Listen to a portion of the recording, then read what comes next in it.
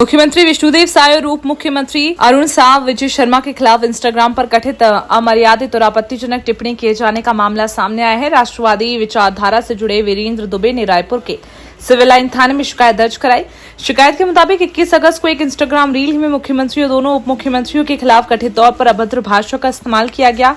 Police को video link, screenshot संबंधित Instagram account की जानकारी सौंपी गई। वीरेंद्र दुबे ने मामले की जांच कर संबंधित सोशल मीडिया अकाउंट संचालकों की पहचान करने और नियमानुसार कार्रवाई की मांग की।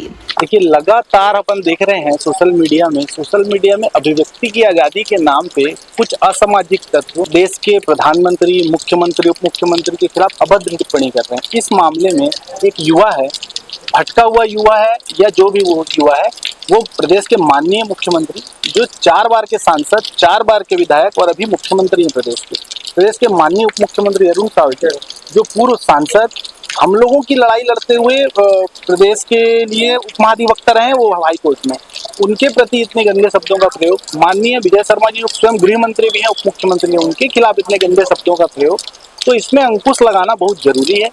अगर इस तरीके के असामाजिक तत्व कुछ भी आए बाएं सोशल मीडिया में लिखेंगे तो मैं साए FIR कराता रहूंगा। वो प्रधानमंत्री बन गए हैं तो माफ कर लेते हैं, क्योंकि मैं भी प्रधानमंत्री बन जाऊंगा तो मैं भी माफ करना चालू कर दूंगा।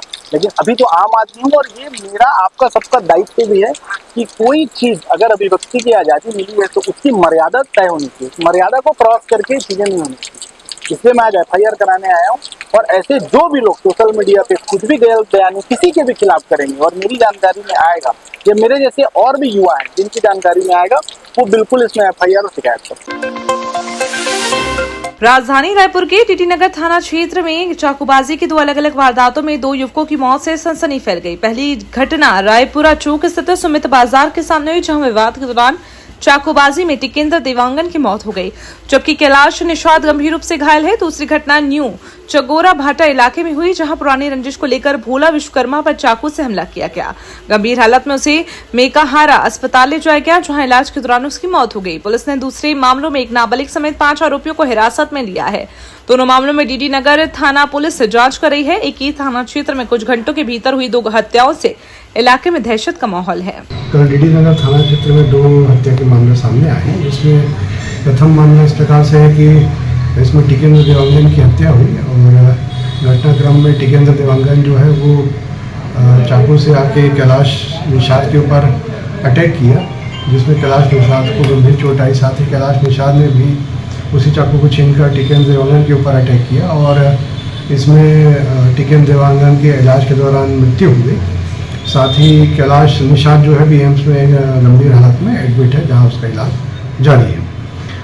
दूसरा घटनाक्रम में भोला विश्वकर्मा की हत्या हुई। इसमें भोला विश्वकर्मा जो है उसका स्थानीय युवकों से विवाद था, तो उसके ऊपर युवकों ने चाकू से हमला किया, जिसमें इलाज के दौरान भोला विश्वकर्मा की मृत्यु हुई। इस दौरान पुलिस ने तत्काल ही 5 युवकों को हिरासत में ले लिया है, जिसमें 2 विधि से संघर्षरत बालक हैं और इसमें आई विटनेस और तकनीकी साक्ष्यों के आधार पर अन्य भी गिरफ्तारियां होंगी और इस मामले में भी विवेचना जारी है। प्रधानमंत्री आवास योजना को लेकर छत्तीसगढ़ में सियासत तेज हो गई है। उप मुख्यमंत्री विजय शर्मा की बहस की चुनौती को पूर्व मुख्यमंत्री भूपेश बघेल ने स्वीकार कर लिया। बघेल ने कहा, समय और स्थान तय कर लिया जाए, वे बहस के लिए तैयार हैं।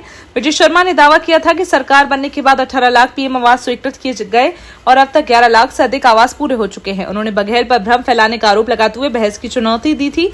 भूपेश बघेल ने अलग अलग जगह अलग अलग आंकड़े बताए जाने पर सवाल उठाए। उन्होंने विजय शर्मा से मौजूदा सरकार के कार्यकाल में स्वीकृत और पूर्ण किए गए आवासों का स्पष्ट आंकड़ा बताने की मांग की।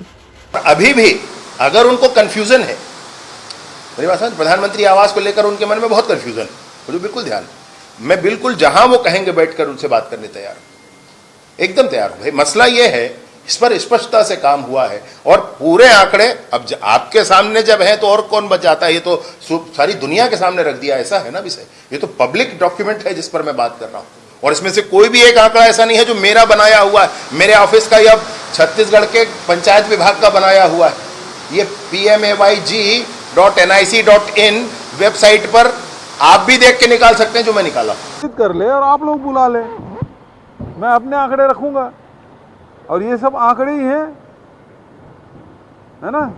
तथ्यात्मक कोई झूठ तो है ही नहीं। ये झूठ बोल रहे हैं, लोकसभा में अलग बोलते हैं, यहाँ अलग बोलते हैं। जब एक बार प्रश्न लगाया था तो जवाब ही नहीं दे पाया था।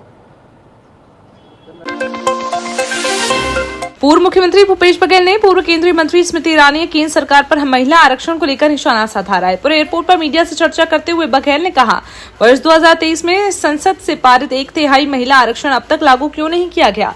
बघेल ने कहा कि स्मृति ईरानी को प्रधानमंत्री से पूछना चाहिए कि महिला आरक्षण लागू करने में देरी क्यों हो रही है। उन्होंने आरएसएस पर भी निशाना साधते हुए तिरंगा और वंदे मातरम को लेकर सवाल उठाए।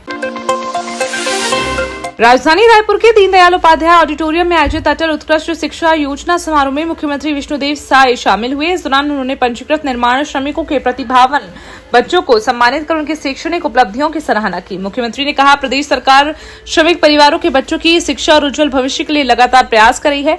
आर्थिक परिस्थितियां प्रतिभाशाली विद्यार्थियों की राह में बाधा न बने, इसके लिए विभिन्न योजनाओं के माध्यम से सहायता उपलब्ध कराई जा रही है। मुख्यमंत्री ने विद्यार्थियों से संवाद कर उनकी पढ़ाई और भविष्य की योजनाओं के बारे में जानकारी ली। कार्यक्रम में जनप्रतिनिधि, अधिकारी, श्रमिक और बड़ी संख्या में विद्यार्थी मौजूद रहे। आज श्रम विभाग के द्वारा अटल उत्कृष्ट शिक्षा योजना के तहत चयनित बच्चों का सम्मान समारोह का आयोजन किया गया था।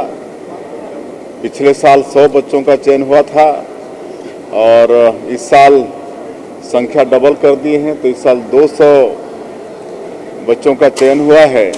इस तरह 300 बच्चे और उनके अभिभावक आए थे आज इस सम्मान समारोह में और हम लोगों ने बच्चों को सम्मानित किया है।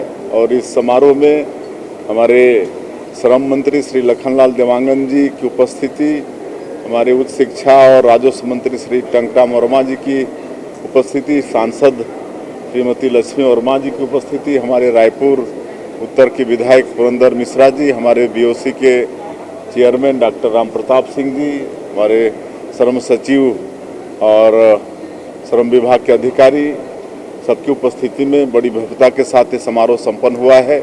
और आज डीबीटी के माध्यम से 1,45,000 से ज़्यादा श्रमिकों के खाते में डीबीटी के द्वारा 39 करोड़ रुपए से ज़्यादा राशि अंतरित की गई है। तो ऐसे सभी बच्चों को भी और सभी श्रमिकों को भी बहुत बहुत बधाई।